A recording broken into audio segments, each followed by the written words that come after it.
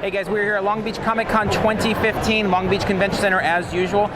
If you follow along with us, you know it's one of our favorite conventions of the year. It really feels like going home again. It was the very first convention we were ever even approved for press 100 or so cons ago, and so it always feels like returning home when we come out here. Behind us you can see the massive crowds. This really is the biggest year they've ever had. Recent announcements of John Barrowman, Chloe Bennett brought a lot of extra attention on top of already a good base of animation, comics, and all the cosplay fun that they've already been known for. So we're going to take you around the floor, give you a look at everything, get a feel for all the madness that is Long Beach Comic Con in the very best way. Then we'll come back, close it up with another con. Remember, if you want more information on anything we talk about, we go into much deeper depth in our podcast for Parks and Cons. You can find it on iTunes and Stitcher. So we'll wrap up after we take a look at the floor. So let's go see what we can find.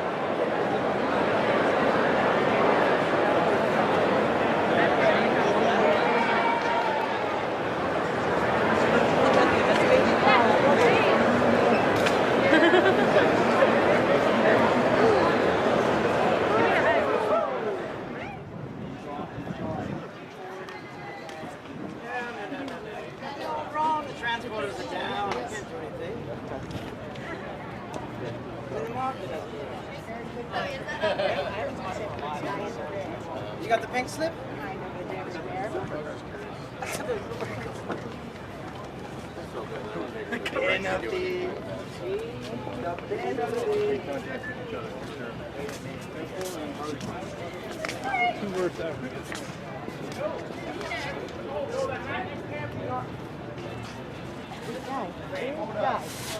That was a big guy.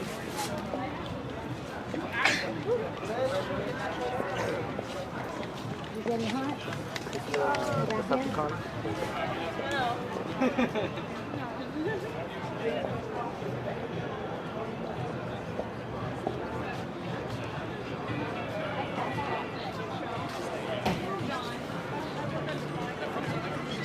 Which one? I think it's from Transformers. Hey, left me in this room. I like the shirt.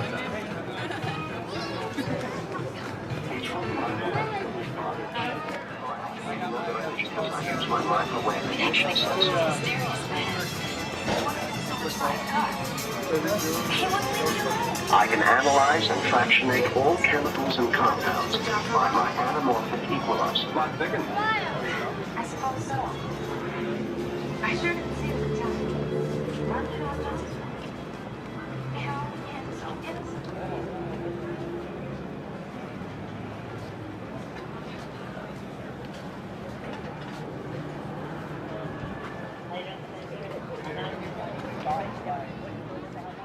So, those of you who have not seen the film, this is about the 1998, probably would have come out in 1999, Superman Lives film that you might have seen Kevin Smith talk about it.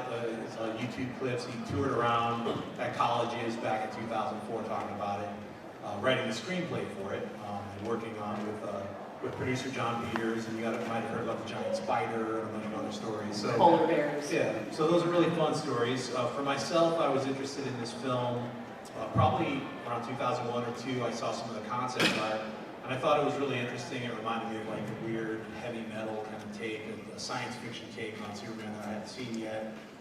So over the years, I would just kind of like search online. I'd just Google search Superman Lives concept art, or Superman Lives art designs. And occasionally some new artwork would pop up, and artists would put something on Facebook once Facebook started and became, was created. Once YouTube popped around in like 2005, Steve Johnson put some of his artwork, which is that rainbow light-up suit that you might have seen online, that a lot of people thought was actually just a suit that Superman would wear in the Superman Lives movie. 2006, Superman Returns came out, and we both went to see it, and she had to wake me up. Twice. In the theater, I passed out from the excitement of watching Superman Returns. Did they get high five badges? Right? I'll forgive you that you're your Wonder Woman. Again, forgiven. Oh my gosh, why is this all DC?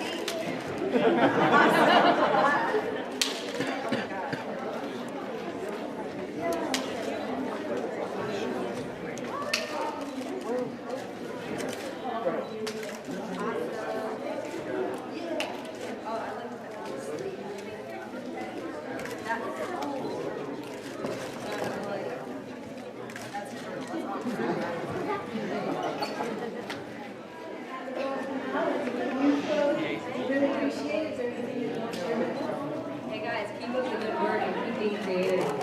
Let's do that.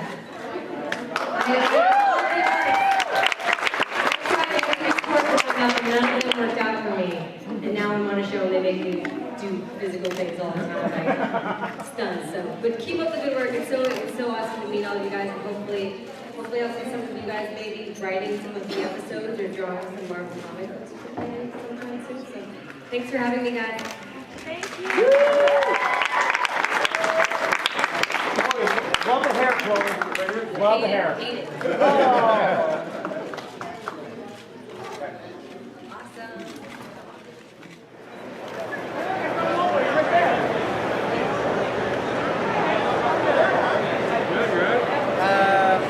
Very much like a hot glue gun. So everything here, this is the film that goes in. This is what drives it.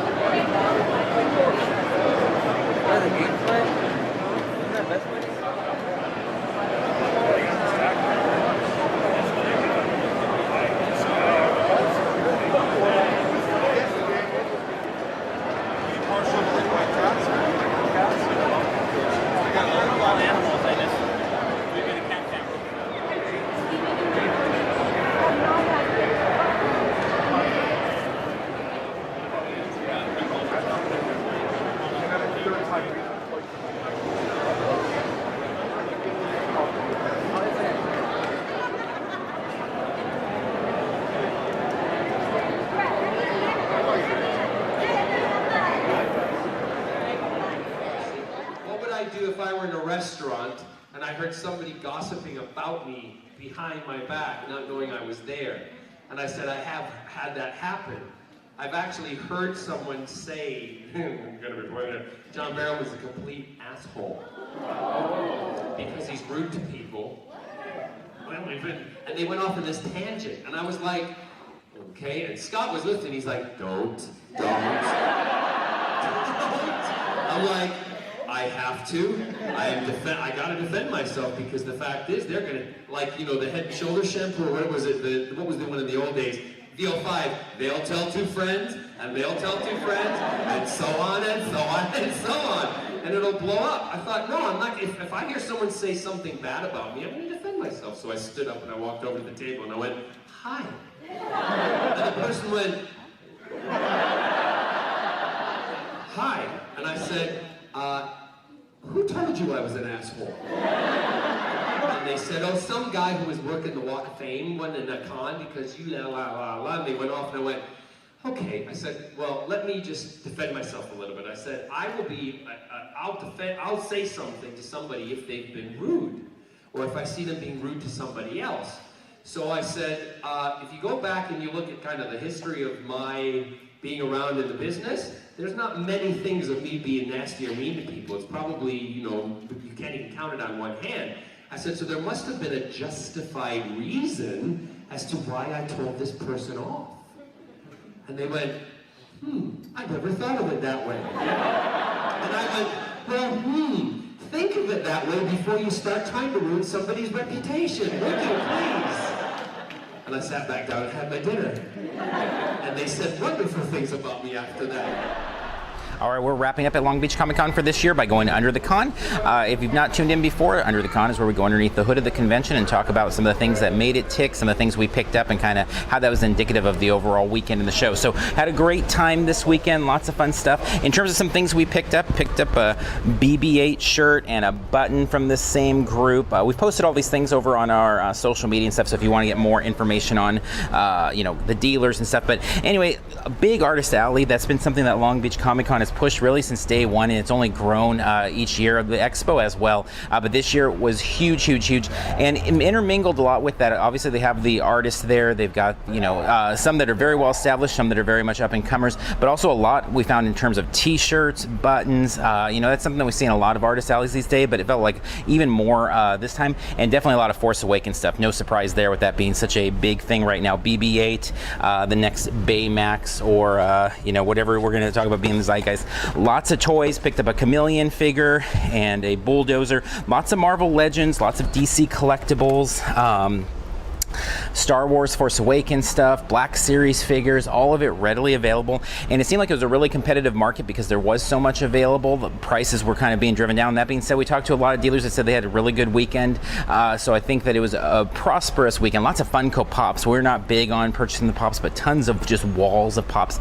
And in general, good prices on those. Vintage toys, not so much the thing. That's kind of standard in Southern California. And then lots of comics. We actually did a whole separate video if you're interested more in just some of the comic vendors that are there, because there were so many comic vendors. Really, it seemed like just about everybody outside of maybe Jimmy J, who we always see at all the cons and stuff, is he set this one out with the big amazing shows from Houston and Hawaii back to back there. But besides that, most all the comic vendors we normally see, and we just did some bin diving there with some old Thors and some Justice Leagues, and then Golden Apple was there with their exclusive variant cover. Long Beach has been pretty consistent about having variant covers over the last few years, really since day one, honestly. Picked up Star Wars Shattered Empire there, so lots of fun there. In addition to that, obviously having Barrowman, Chloe Bennett here, that brought a different type of a vibe too, in terms of just a little bit more of a Hollywood feel. I think people loved it. The way we talked about it on the podcast is just, it was kind of that icing on the top of the cake, is that it had still this really good base of kind of that comic core to it, but then it had this extra, dose of Barrowman and Bennett, which were great. Particularly Barrowman, we went to his panel today, loved it. He does such a great job with the panels. It's much more than a panel, it's really a one-man show, and that was awesome. And it always is awesome. So lots of fun there. We go into a lot more depth on all the parts of the show on our podcast. So head over to iTunes or Stitcher if you want to hear more about Long Beach Comic Con, and check out our Long Beach Comic Con episode number 101 there. We'll go into much more detail talking about some things we picked up, as well as our friends Juan and Melissa, that they're kind of newer con attendees, and they had a great time with them, kind of get their perspective as well. But we had a good time. We are counting down the days to February 20th, I believe it is, where the next Long Beach Comic Expo hits here, and then we'll be back here next September when Long Beach Comic Con returns. So until next time, we'll see you in line somewhere.